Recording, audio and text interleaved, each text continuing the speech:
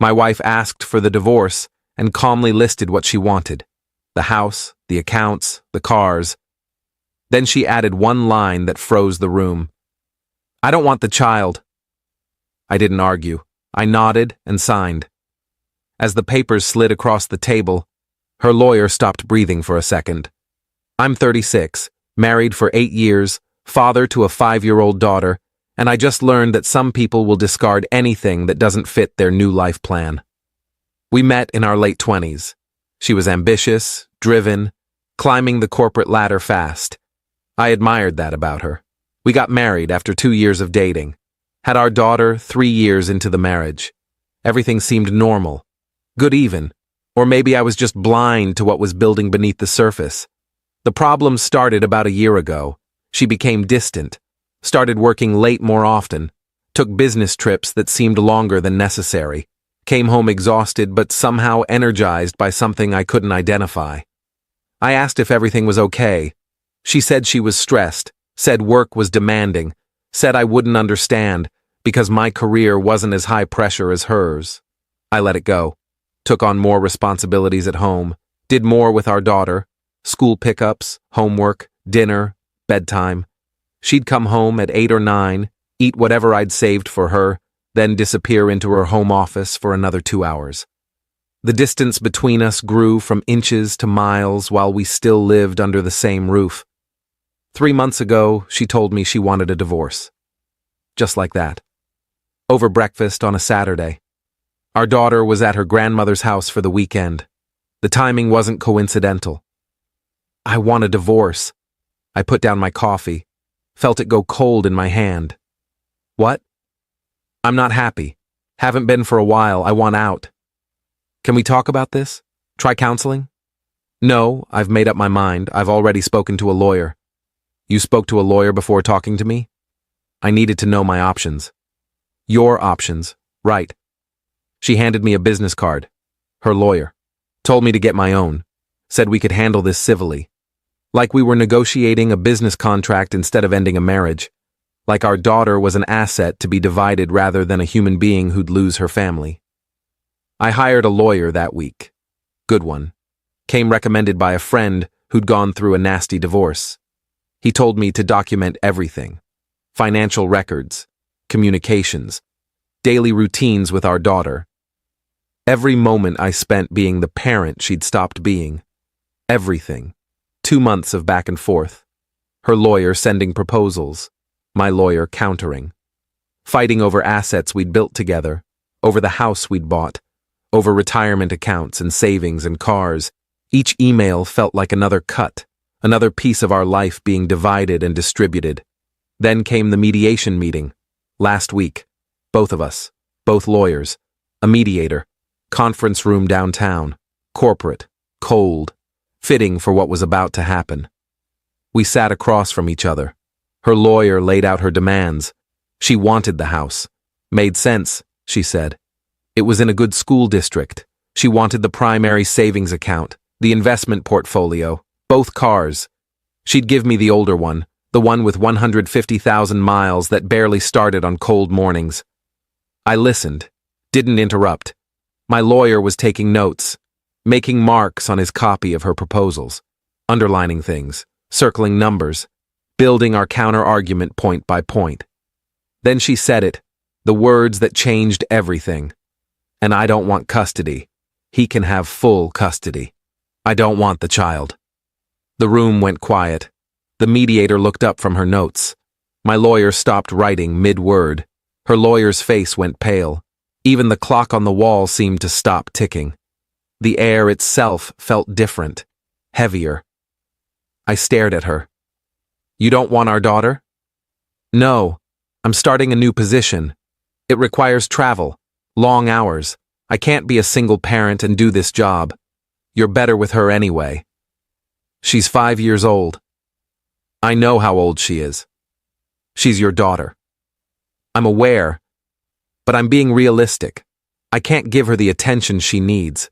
You can. You already do most of the parenting anyway. Because you're never home." "Exactly. And I won't be home more with this new job.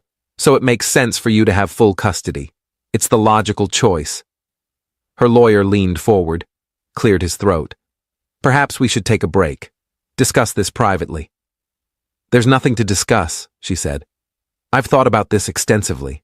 This is what I want. This is what makes sense for everyone. I looked at my lawyer. He was staring at her like she'd just confessed to a crime, like he couldn't believe what he was hearing from a mother about her own child. Then he looked at me, raised his eyebrows slightly. I knew what he was thinking. This changed everything. Every calculation, every strategy, every negotiation point. Fine, I said. Everyone looked at me. The mediator's pen froze. Her lawyer's mouth opened slightly. Even my ex-wife looked surprised. Fine? Yes, I'll take full custody. Sole custody, actually. No visitation schedule unless she specifically requests it. Her lawyer started to speak. My client should maintain some. Does your client want custody? I asked. Does she want our daughter? He looked at her. She shook her head without hesitation. Then I'll take full custody. Sole legal and physical custody. She can have supervised visitation if she wants it, on my terms, when I decide it's appropriate. My lawyer was typing rapidly on his laptop, making changes to the custody agreement in real time, his fingers flying across the keys, restructuring everything. And in exchange, I continued, I want the house. I want the primary savings account. I want the better car. She can have the investment portfolio and the old car. Her lawyer started to object. That's not fair, I interrupted. She's giving up custody of her child, completely, voluntarily. That changes everything. Every calculation you made is worthless now. My lawyer slid a revised document across the table. My client is willing to sign today, right now.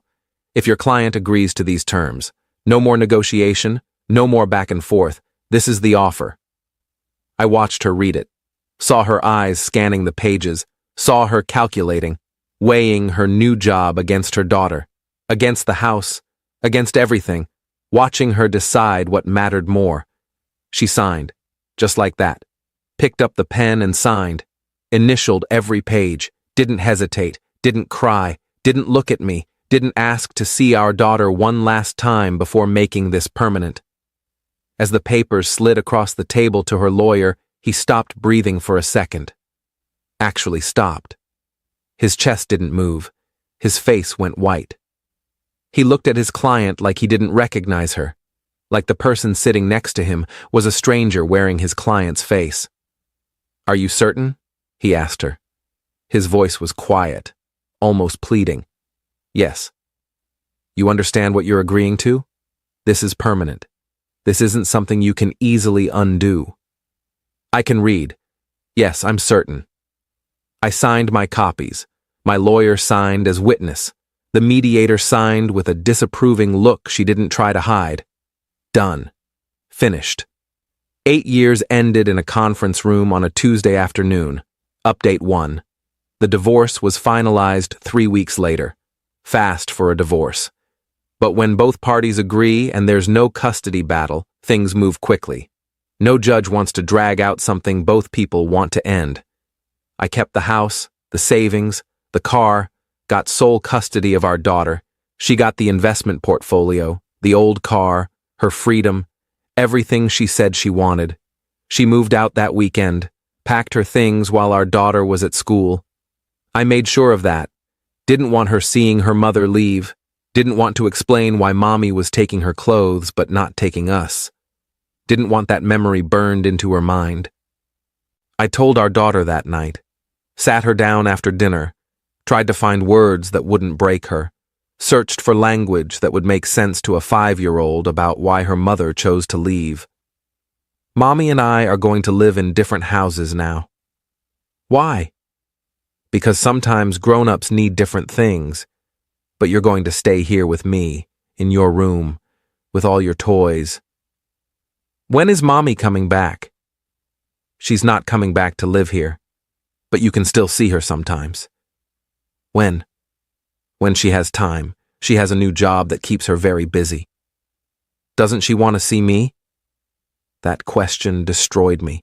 shattered every defense I'd built. Of course she does. She's just very busy with work. My daughter cried, asked why her mommy didn't love her anymore. I held her and lied. Told her that her mommy loved her very much, that sometimes adults made complicated decisions, that none of this was her fault, knowing she wouldn't believe it, knowing she'd carry this. She cried herself to sleep that night. I stayed in her room, sat in the chair by her bed, watched her sleep, wondered what kind of person abandons their child for a job, wondered how I'd missed the signs that the woman I married was capable of this. My ex-wife texted the next morning. Is she okay? No, she's not okay. She thinks you don't love her. I do love her. This is just better for everyone. Better for you, you mean? Don't make this harder than it needs to be. I'm not making anything hard. You're the one who walked away. She didn't respond, didn't text back, nothing, just silence. The same silence our daughter would grow up with. Update 2. 2 weeks after she moved out, I found out why she really wanted the divorce, why she'd been working late, why she'd been so eager to give up custody. The truth I'd suspected, but hadn't wanted to believe. A mutual friend called me, asked if I knew. I said knew what. She told me my ex-wife had been seeing someone from work for over a year. Her boss, the one giving her the promotion, the one she was traveling with, the reason for all those late nights and business trips. I thought you knew, my friend said. I thought that's why you divorced. No, I didn't know. She just said she wasn't happy. I'm sorry. I assumed you knew. Everyone at her company knows. They've been pretty open about it since you separated. I hung up, sat there processing, the late nights, the business trips, the distance. All of it made sense now. She hadn't fallen out of love with our marriage. She'd fallen into something else, someone else, and our daughter was just collateral damage. I called my lawyer, told him what I'd learned. He was quiet for a long moment. Does this change anything? I asked. Legally? No. You're divorced. Custody is settled. Financially, you got the better deal because you took custody. But personally? Yeah, it explains a lot. Can I use this to modify anything? Modify what? You got the house, the savings, full custody. What else do you want? He was right. I'd gotten everything that mattered. The house for our daughter, the savings to support her, full custody to protect her. My ex-wife had traded all of it for a promotion and a relationship, had calculated the value of her daughter against her new life and decided her daughter wasn't worth keeping. But I wanted her to face consequences, wanted people to know what she'd done, not just the affair, but abandoning our daughter, choosing a man over her own child. Can I tell people about her giving up custody? You can tell whoever you want. It's not sealed. It's public record. The question is whether you should. Why shouldn't I? Because your daughter will grow up. We'll ask questions. We'll Google her mother someday. Do you want her to find out her mother gave her up by reading about it online? By seeing strangers discuss it? He was right. Again. This wasn't about revenge. It was about protecting my daughter. About making sure she had the best life possible despite her mother's choices. About not making this worse than it already was. Update 3. A month after the divorce, my ex-wife's mother called me, my former mother-in-law. She was crying, voice breaking every few words. Is it true? Did she really give up custody? Yes. Why? Why would she do that? You'd have to ask her. I did. She won't talk to me. Says it's none of my business, but that's my granddaughter. How is this not my business? I don't know what to tell you. She made her choice. She explained her reasons in mediation, new job, travel, long hours, said she couldn't balance it. Can I still see her, my granddaughter? Please, I can't lose her too. Of course. You're welcome anytime. You didn't divorce us. She did. You're still her grandmother. She came over that weekend, brought presents for our daughter, played with her for hours, read her favorite books, built elaborate block towers that our daughter knocked down with delight. cried when she put her to bed. "I don't understand," she said to me after. Her hands were shaking. "I raised her better than this. How does a mother just walk away?" I've been asking myself the same thing every night. Her father and I are devastated. We tried to talk to her. She won't listen, says we're being dramatic, that plenty of fathers have full custody, that it's not different just because she's the mother. Except it is different, because she chose this. She chose her career over her daughter, made a calculation and decided custody wasn't worth the house and the savings account. I know, and I'll never forgive her for it, never. She's my daughter, but I don't recognize her anymore. She left that night, hugged me at the door, told me I was a good father, that our daughter was lucky to have me. I didn't feel lucky, just sad that my daughter had to grow up with a mother who didn't choose her, who put her in the loss column of a divorce negotiation. Update 4. 3 months post-divorce, I ran into her at a coffee shop. She was with him, her boss, the reason for everything. The person she'd calculated was worth more than her marriage and her daughter. She saw me, looked uncomfortable. I was with our daughter. She was holding my hand, asking for a cookie from the display case, pointing at the one with pink frosting. "Hi," my ex-wife said. "Hi. How are you?" "Fine. We're fine." She looked down at our daughter. "Hi, sweetheart. Remember me?" Our daughter hid behind my leg, didn't respond, gripped my hand tighter. "She's gotten so big," my ex-wife said, like she was commenting on a neighbor's child, someone else's daughter. "Yeah, kids do that, especially in 3 months. Can I talk to her? For a minute?" I looked down at our daughter. She was shaking her head, clinging to my leg, making herself small. "I don't think she wants to right now." "Please. I'm her mother. You gave up custody. You don't get to demand time whenever it's convenient for you." Her boss stepped forward. "Hey man, don't make this difficult. She's just trying to say hello to her daughter." "Don't make this difficult? You're the one who—" I stopped, looked down at my daughter. She was scared, confused. This wasn't the time or place, not in a coffee shop, not with her watching. "We're leaving," I said. I picked up our daughter, left without ordering, heard my ex-wife calling after me, kept walking, got to the car, buckled our daughter into her seat. Her hands were still shaking. In the car, my daughter asked, "Why doesn't Mommy live with us?" "Because she chose to live somewhere else, with different people, in a different life." "Did I do something bad?" "No, you didn't do anything. This isn't about you. This is about her making choices that don't include us." "Will she ever come back?" "I don't know, sweetheart. I don't know. But you'll always have me. Always." Update 5. 6 months after the divorce, I got a letter from my ex-wife's lawyer. She wanted to modify the custody arrangement, wanted visitation rights, wanted to see our daughter 2 weekends a month, like she could just change her mind when it became convenient again. I called my lawyer. "Can she do this?" "She can ask. Doesn't mean she'll get it. Courts don't like changing custody arrangements when they're working, and you have sole custody. She gave that up voluntarily, in front of witnesses, with her own lawyer advising her. So what do I do? You can agree to voluntary visitation on your terms, or you can make her go to court and fight for it, which will cost her money and probably won't work. Judges don't look kindly on parents who give up custody then want it back." I thought about it, about my daughter, about what was best for her, not for me, not for my ex-wife, not for anyone else, for our daughter who was still asking why Mommy left. Tell her lawyer she can have supervised visitation, 1 Saturday afternoon a month, 2 hours, at a neutral location, my choice of supervisor. That's pretty restrictive. She gave up custody, voluntarily. She doesn't get to waltz back in whenever she's ready. She has to prove she's committed, that she won't disappear again when it's inconvenient. The lawyer relayed my terms.